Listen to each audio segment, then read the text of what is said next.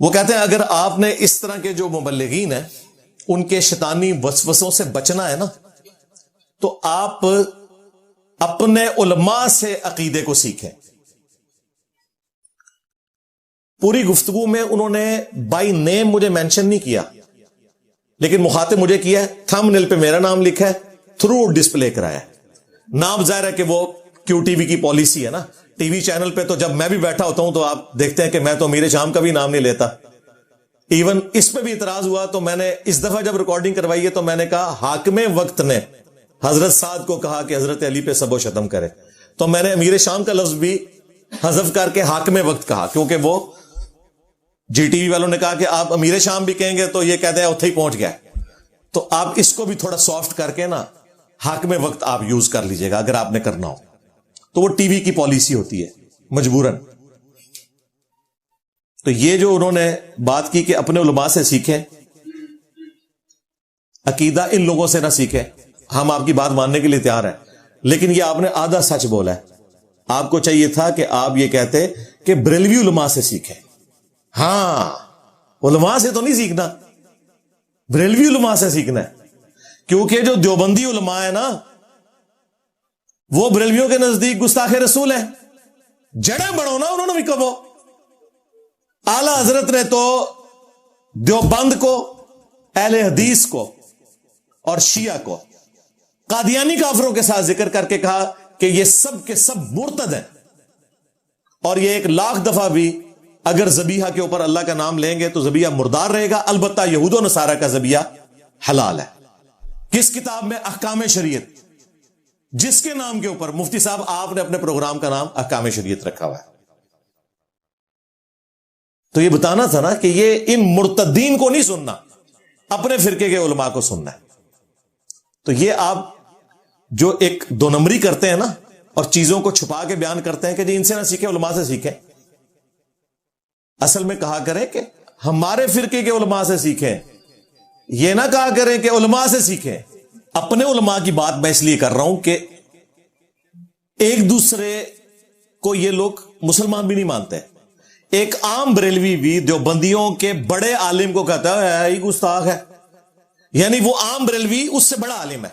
یہ total in کی ڈگریوں کی اور علماء کی تعلیم کی اوقات ہے کہ ایک غیر عالم دوسرے فرقے کے عالم کو کہتا ہے گمراہ. کتنا پہنچا ہوا ہے کہ علماء کو گمراہ کہہ رہا ہے، یعنی اس سے بڑا وہ عالم ہے. دیوبندیوں کا ایک عام آدمی بریلویوں کے بزرگ کو بھی کہے گا مشرک نے تو گمراہ نے. ٹوٹل اوقات ان کی ڈگریوں کی یہ ہے. اعلی حضرت نے اسام الارمین کے اندر علماء دیوبند کو مرتد اور واجب القتل قرار دیا ہے. چوتھا فرقہ وہابیہ شیطانیہ، جو شیطان لعین ابلیس کے پیروکار ہیں، جس طرح کے روافظ شیطان اتاق کے پیروکار ہیں. ان کا جس طرح رافضی شیعہ شیطان اتاق کے پیروکار ہیں، وہابی جو ہیں دیوبند اور اہل حدیث، اس میں تو خیر اسپیسیفکلی وہ دیوبندیوں کو کہہ رہے تھے، لیکن وہابیہ میں دونوں شامل ہیں. یہ کہتے ہیں یہ بڑا جو شیطان ہے جو حضرت آدم کے مقابلے پہ تھا، یہ اس کے فالوور ہے. ہائے ہائے، انہوں نے شیطان کو سبسکرائب کیا ہوا ہے آج کی لینگویج میں. آج ہوتے اعلی حضرت نے یہی کہنا تھا. ہاں مفتی صاحب آپ کس منہ سے آپ کہیں گے علماء سے سیکھیں؟ جی ہم نے علماء سے یہ سیکھا ہے کہ حسام الارمین کے مقابلے پہ جب المحند المفند علماء دیوبند نے لکھی تو انہوں نے کہا کہ احمد زاہ بریلوی اور ان کی پوری جماعت، یعنی کہ مفتی اکمل صاحب بھی اور ان کے پیر الیاس قادری صاحب بھی، یہ ایک شیطانی لشکر ہے جو ہم پہ حملہ آور ہوا ہے، جس طرح کے انبیاء اکرام کے اوپر حملہ آور ہوتے تھے شیاطین. یہ علماء دیوبند رضی اللہ عنہم، ہاں رضی اللہ عنہم لکھا ہے. تو مفتی صاحب ٹھیک ہے، ہم علماء کی بات مانتے ہیں کہ آپ اور آپ کے سارے بزرگان دین شیطانی لشکر ہیں. لو سامو علماء سے سیکھنا ہے. اب یہ پھر باہر نکلیں گے نہیں سارے علماء تو نہیں نا. ہاں تو اڈے کیوں، باقی کیوں نہیں؟ اس کا الٹیمیٹ حال یہی ہے کہ سارے علماء کی بات سنو، جس کی بات درست ہے وہ فالو کرو. یہ ہے دین کی تعلیمات، یہ ہے رسول اللہ صلی اللہ علیہ وآلہ وسلم کا طریقہ کار، اور یہ وہ چیز ہے جو اللہ تعالیٰ نے اپنے نبی کو دی ہے صلی اللہ علیہ وآلہ وسلم. کنتم خیر امۃ اخرجت للناس، تم سب کے سب بہترین امت ہو، پوری امت. کیوں؟ تم لوگوں کو نیکی کا حکم دیتے ہو. کنتم خیر امت اخرجت للناس تأمرون بالمعروف وتنہون عن المنکر وتؤمنون باللہ. لوگوں کو نیکی کا حکم دیتے ہو، برائی سے روکتے ہو، اور اللہ پر ایمان لاتے ہو جیسا کہ ایمان لانے کا حق ہے. تو پوری امت کی ذمہ داری ہے کہ وہ دعوت و تبلیغ کا کام کرے گی. نہ دیوبندی، اہل حدیث، بریلوی یا شیعہ علماء کا ہی صرف کام ہے، عوام کا بھی کام ہے. اور خود دعوت اسلامی کس کے اوپر کھڑی ہے مجھے بتائیں؟ دعوت اسلامی کے یہ جتنے ہرکارے پھر رہے ہیں یہ عالم ہیں؟ بےچارے اردو بھی مشکل سے پڑھتے ہیں. تبلیغی جماعت کے لوگ فضائل مال جو پڑھ رہے ہیں عالم ہیں، اردو بھی مشکل سے پڑھتے ہیں. حالت یہ ہے کہ عربی کی آیت آ جاتی ہے تو اس کا ترجمہ پڑھ رہے ہوتے ہیں، اس کو پروناؤنس نہیں صحیح طریقے سے کر سکتے، لیکن بہت اچھا کام کر رہے ہیں. میں تعریف کرتا ہوں. عالم ہونا کوئی ضروری نہیں بھائی، جو صحیح چیز ہے وہ آپ بیان کر سکتے ہیں. ہاں، جو غلط چیزیں بیان کر رہے ہیں ان سے صرف نظر کریں. صحیح بخاری میں حدیث ہے، بلغوا عنی ولو آیہ، پہنچا دو میری طرف سے خواہ ایک آیت ہی تمہیں آتی ہو. یار مسلمانوں کو ایک آیت تو میرے خیال ہے عمران خان صاحب نے یاد کروا دی ہے، ایاک نعبد و ایاک نستعین. اس ایک آیت نے تقریباً 70% مسلمانوں کا ایمان مشکوک کر دیا پاکستان میں. خود خان صاحب کا بھی، کیونکہ وہ بھی جا کے دربار پہ گر گئے تھے اپنی بیوی کے ساتھ. پڑھتے وہ یہی ہے، ایاک نعبد و ایاک نستعین. تو میں ایاک نعبد و ایاک نستعین کی بات آگے نہ کروں؟ ایک آیت بھی آتی ہو وہ آپ نے آگے بیان کرنی ہے. جامعہ ترمذی میں حدیث ہے، اس کو سپورٹو ابن عباس کا ایک قول ہے، مشکات کے فٹ نوٹ پہ شیخ صاحب نے نقل کیا کہ حکمت مؤمن کی گم شدہ میراث ہے، جہاں سے ملے حاصل کر لو. سوائے انجینئر صاحب کے، یہ بریکٹ میں آج کے دور میں یہ اس حدیث کے اندر، وہ جیسے حدیث میں بھی آپ پتہ جھوٹی حدیثیں بھی شامل ہو جاتی ہیں، یہ بیچ میں جھوٹا فکر ہے جو علماء نے شامل کر لیا. جہاں سے ملے حاصل کرو. حتیٰ کہ بخاری میں حدیث ہے، شیطان نے انسانی شکل میں حضرت ابو ہریرہ کو آیت الکرسی کا وظیفہ سکھایا کہ جو رات کو پڑھ لے صبح تک ایک فرشتہ اس کی حفاظت کرے گا. نبی علیہ السلام نے فرمایا 3 دنوں سے جو انسانی شکل میں آ رہا تھا نا، تجھے تو پتہ نہیں چلا، وہ شیطان تھا. لیکن بات اس نے سچی کی ہے کہ آیت الکرسی کی برکت سے اللہ تعالیٰ ایک فرشتہ حفاظت کے اوپر مامور کرتا ہے. اس حدیث سے پتہ چلا کہ شیطان بھی اگر صحیح بات کرے تو اس کی آپ نے تصدیق کرنی ہے. اس کائنات میں سب سے مردود بارگاہ اگر کوئی ہے تو شیطان ہے. میرا نمبر تو اس کے بعد ہی آتا ہے ان کی نظر میں. اس کی بھی سچی بات کی تصدیق کرنی ہے اگر قرآن و سنت کے مطابق ہے. اور دوسرا، حضرت ابو ہریرہ رضی اللہ تعالیٰ عنہ کو حضور نے کہا کہ 3 دن سے وہ شیطان تھا جو انسانی شکل میں آ رہا تھا، لیکن حضرت ابو ہریرہ کو نہیں پتا چلا کہ یہ شیطان تھا کیونکہ وہ انسانی شکل میں آ رہا تھا.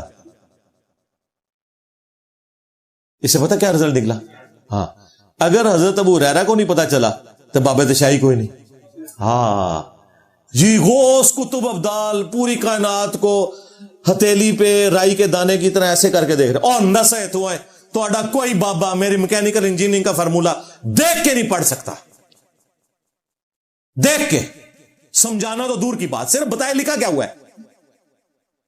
اور باپا جانی کو اتنی موٹی اینک لگی ہوئی ہے، وہ اینک کے ذریعے پڑھ رہے ہوتے ہیں. وہ یہ بزرگ تے دلوں دے حال جان دے سر، اینکا کیوں لائی ہیں انہوں نے؟ اعلیٰ حضرت کو بھی اینک لگی ہوئی ہے، ان کی جو تصویر ہے نا اعلیٰ حضرت کو بھی اینک لگی ہوئی ہے. انگریز شریف کی بنائی ہوئی اینک، ظاہر بغداد شریف اجمیر شریف والوں نے تو نہیں بنائی، گورا شریف نے بنائی سی.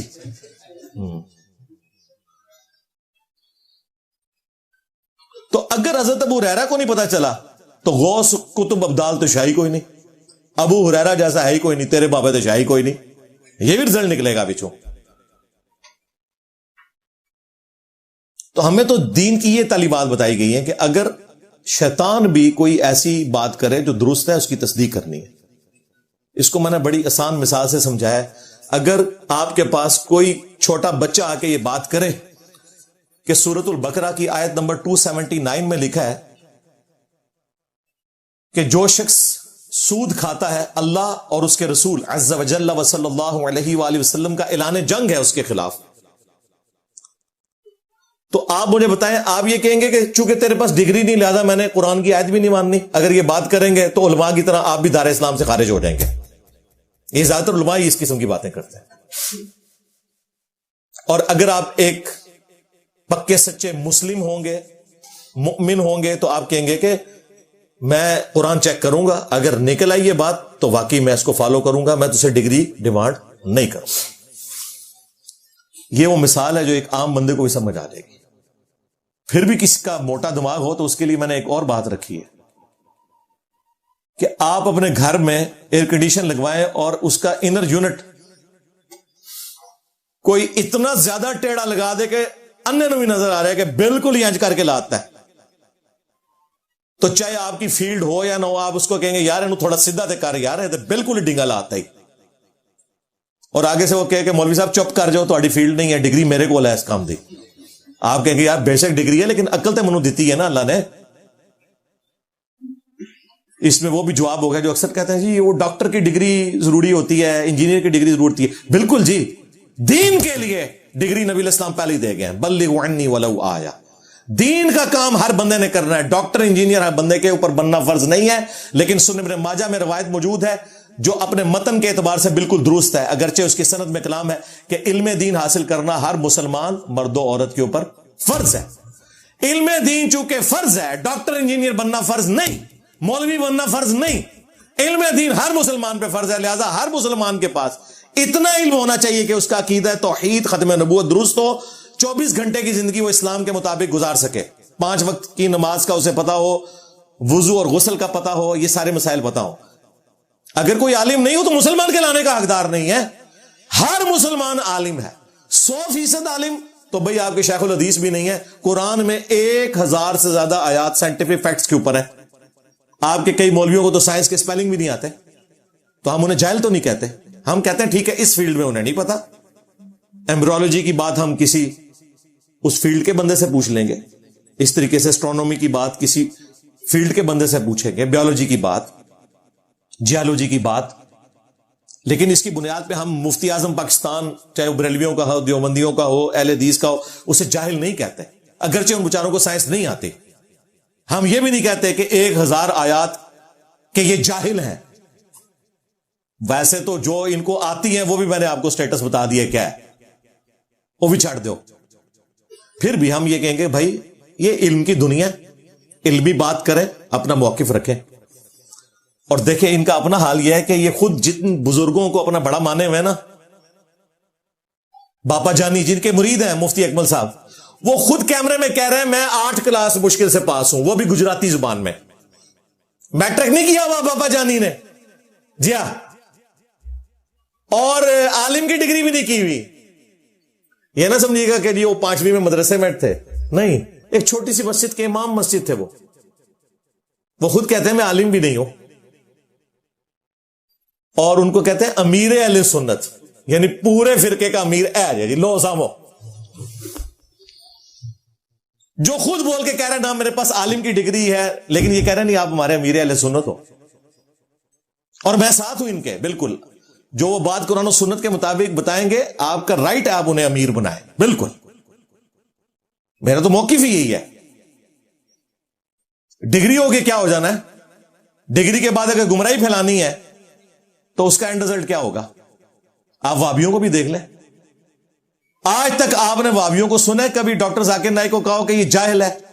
وہ تو عربی بھی غلط پڑھتا ہے، قرآن کی عربی بھی بالکل مجہول پڑھتا ہے. اس کا بیٹا عالم ہے فارق نائک، ماشاءاللہ وہ اچھی عربی پڑھتا ہے، پھر سیکھی بھی اس نے کوئی نہیں. زبر زیر کی غلطی تو چھوڑ دیں، جو الفاظ ہیں نا وہ بھی عربی لنگوسٹک میں ادا ہی نہیں کر سکتا. وہ ظاہر اس کی تعلیم اس طرح نہیں ہوئی بھی، لیکن شاہ فیصل ایوارڈ سب سے بڑا ایوارڈ سعودیہ والوں نے اس کو دیا دین کی خدمت پہ. کیوں؟ اس کے پاس وہ ڈگری نہیں، وہ تو عربی پڑھ بھی نہیں سکتا. چلو کسی وابی کو چاہیے نا وہ بیان دے دے کہ ڈاکٹر ذاکر نائک کو یہ ایوارڈ جو دیا واپس لو، تو جاہل آدمی ہے تو قرآن بھی نہیں پڑھ سکتا.